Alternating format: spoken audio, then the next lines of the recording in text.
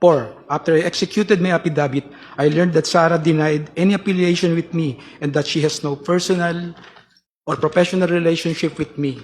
She added that she has never given me any instruction of any kind. 5. I received through my counsel a copy of complaint dated March 4, 2026, filed by Sarah or BP Sarah herself before the Office of the City Prosecutor, Taguig City, for perjury.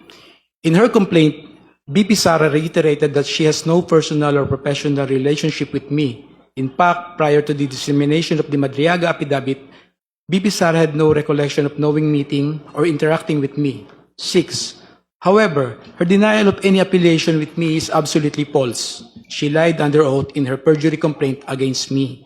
Hence, I decided to execute a supplemental affidavit providing further details on the narration I made in my previous affidavit with additional accounts of other orders, tasks, or works given to me by either PRD or Sarah, or BP Sarah.